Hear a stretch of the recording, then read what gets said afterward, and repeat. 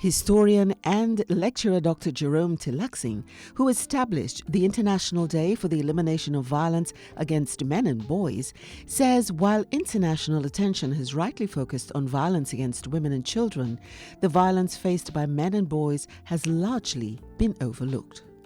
He points to high murder rates in Trinidad and Tobago, across the Caribbean and globally, noting that many male victims carry deep trauma from violence experienced in their homes, schools, workplaces and communities.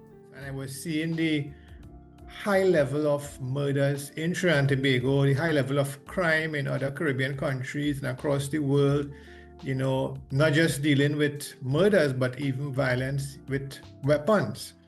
And in the military. So I felt there was a need to try to focus on how we could find solutions to this problem. According to Dr. Teelucksingh, one of the biggest barriers preventing men and boys from speaking out is social shame.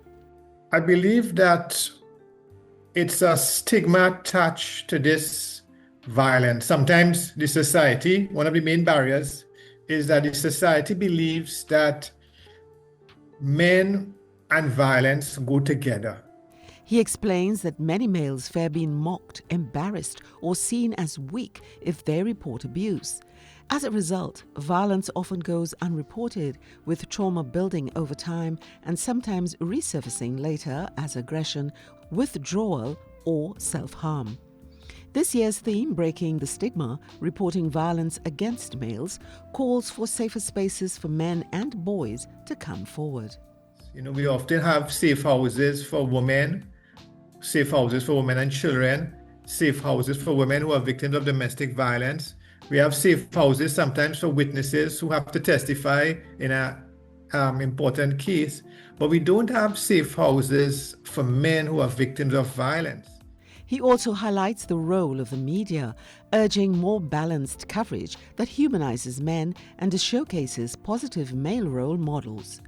Dr. Teelucksingh says that warning signs of abuse in boys and men can include sudden withdrawal, violent language, loss of interest in activities, or thoughts of suicide, signals that loved ones should never ignore. Ultimately, he says, addressing violence against men and boys requires education.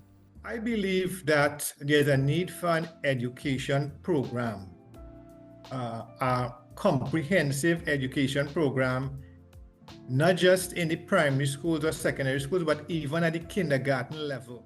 For Dr. Teelucksingh, the message is clear. Violence is not a male issue or a female issue. It is a societal problem that must be confronted openly if lasting change is to be achieved. Marie-Therese Bernard for We Focus on TTT News.